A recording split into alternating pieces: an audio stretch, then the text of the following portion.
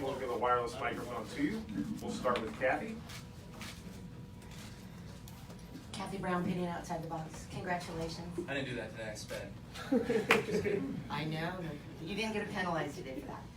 They say nothing's as special as your first win, but this 200th win has got to be very special. Going back, how do you compare your first win to this win today? I don't know, that's so long ago. I remember a little bit about it, obviously, but just the, I don't know, I mean, I think the emotion of it on the first one was way greater just because it was the first one. I mean, my mom was in tears today. She was in tears on the first one. I don't know how many of the in between 198 she was in tears for, but I'm sure there were a few of those as well too. It's just been a crazy ride, and to get 200 here today at Auto Club Speedway is pretty cool. I mean, to bookend number 1 and 200 here at the same place, it's kind of crazy on the same asphalt. This place hasn't been repaved, so that's been pretty cool as well too. And just being able to win, that's what it's about. We'll go next here to Elliot, and then to Lee. I heard you say, and I didn't get all of it, about a comparison to Richard Petty. The 200 wins is significant, and he had 200, but you brought up like LeBron and Michael Jordan. How do you compare them to Richard Petty? So somebody asked me about whether or not I was the greatest of all time, and I was like, I'm never going to self-proclaim that. You know, that's for others to debate, but you know, I just look at LeBron James is obviously really, really good in basketball. So is Michael Jordan, and two of them, you know, arguably one of them, which one or the other, could be greatest of all time. But in my opinion, I don't know if in this day and age now anymore, with how many eras we've been through in racing or basketball or football or whatever, if there is truly a greatest of all time. I think there's obviously greats, and I would just like to be attributed or you know, in that mix of the top 5, top 8 guys. I think by the time I'm all said and done, I could be in the top 2 or 3 of those guys of greatest of all time, but I think it's going to be really, really hard to exactly pinpoint how you can define greatest when that time comes. Sweet, and then to Dustin. SpencerRacingVoice.com. You know, Earnhardt told Jeff Gordon early in his career, don't worry about what the fans think. You know, as long as they're making some sort of noise, you know that you've, you know, hit on something. But fans also like winners. Have you noticed the? Do they? Well, I mean, have you noticed a They booed pickup? the hell out of Earnhardt for a long time, and Jeff Gordon, and Jimmy Johnson. But do you feel your fan base picking up with your winning percentage? Yeah, I mean, I just feel like my fan base has been picking up over the years, just of growing up a little bit. You know, obviously I turned off plenty back in the early days, and you're never going to change those minds, which is fine. But you know, there's certainly some that are kind of turning the table or turning the corner a little bit as to seeing about more of what's today, who I am today, and the growing up that I've done. But overall, just you know, I think that winning obviously kind of helps that. You know, I certainly have to give a huge shout out and praise to the Rowdy Nation fans that have been with me since the beginning, that have been with me since the 5 Kellogg's days, or heck, even my Xfinity days before I was a Cup guy, whatever. So even in Las Vegas, when we go out there and I sign autographs at M&M's World, there's people that I see there that come out that I remember seeing at the Bull Ring in Las Vegas, you know, and they're still Kyle fans. So those are the core group that I certainly am very appreciative of, and that are very passionate about me. Go next to Dustin, then to Jeff, and then to Chase. Dustin Long, NBC Sports. Kyle, I'm curious, from your perspective, this win, 200, do you feel like it's more important to other people than it is to you? Obviously, it's created a lot of discussion, and I think about it in one sense, you know, in what, 6 days, 5 days, you're going to be in a truck at Martinsville, and you're a racer and competitor, and you're going to be focused. So I'm just trying to get a true sense of what 200 means, and do you feel like it means more to other people than it does to you right now because you're in the middle of it?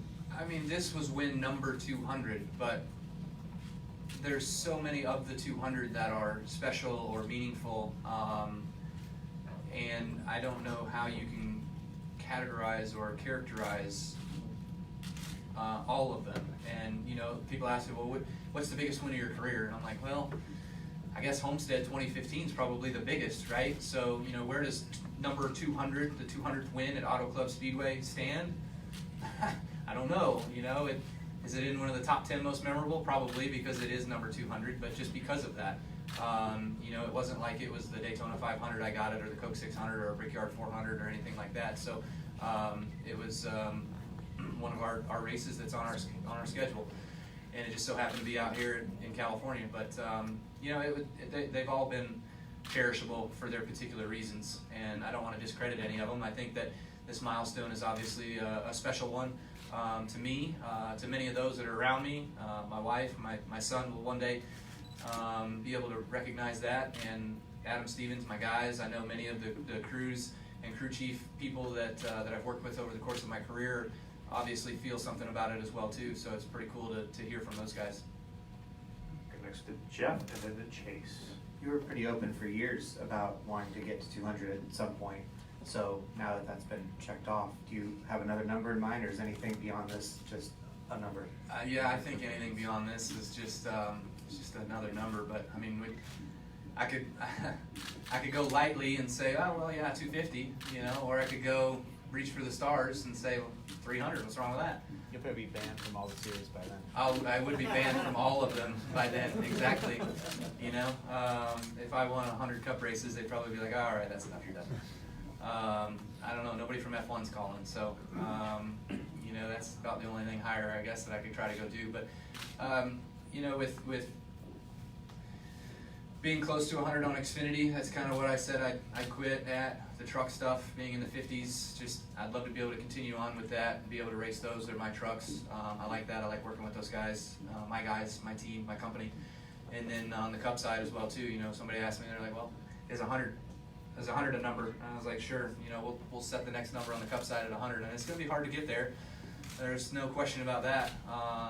You know, but you might as well set your goals high and go out there and strive to achieve." Next to Chase. Chase Wall, NASCAR.com. Kyle, going back to the Michael Jordan, LeBron James thing.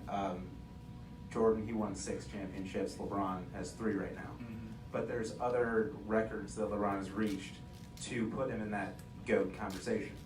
Mm-hmm. But in this sport, it seems like we only associate the GOATs with number of championships. So with you reaching this number today, do you think it's fair to talk about the greatest drivers of all time, or some of the greatest, and just focus on championships?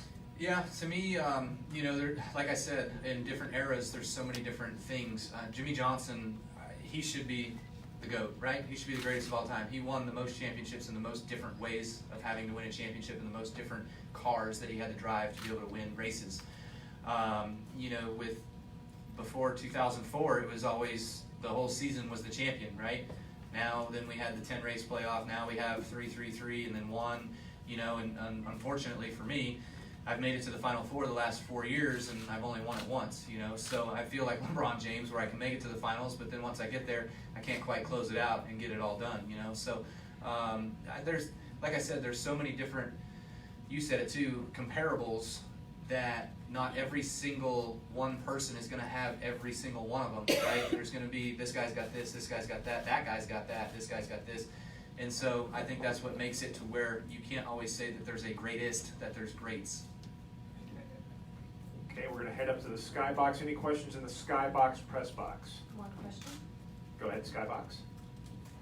Hey, this is Chris Knight from CatchFast.com. Kyle, I've heard you mention Formula One a couple times over the past couple weekends, so I was curious if the doors ever opened and the opportunity was for you to walk away from NASCAR, and you had an opportunity from a good team, would you take that F1 opportunity?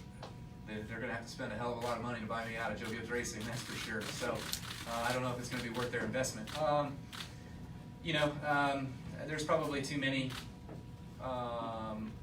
things that those guys think about that we'd never be good at being able to drive those cars. I know Jimmy gave it a shot a couple weeks ago. Jeff's given it a shot, and I'd love to be able to give it a shot and kind of see, but I don't foresee the opportunity really blossoming and becoming something that I could take advantage of. Any questions in the Terrace press box? Yes, one question from the terrace. Go ahead, Terrace. Actually, 2 questions. Wolfgang Monzer, Ranchburg Press Agency from Germany. Kyle, first of all, congratulations. Your 200 wins came with a Japanese car, Toyota. What's your personal opinion? Will this increase your fan base in Japan? And secondly. Oh, I'm number one in Japan, man. No question. Got that. Check. And question number two, do you think personally there is not maybe now a possibility you get a trip invitation to the headquarters in Japan to get a special award from the Kyoto headquarters?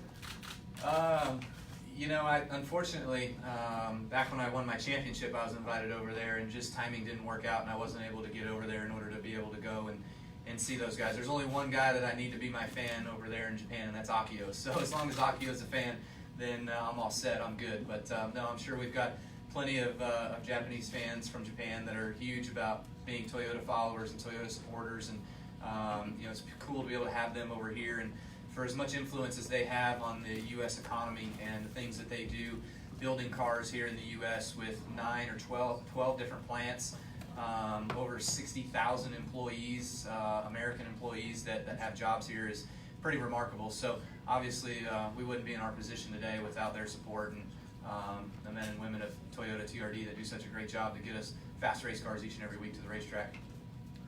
Any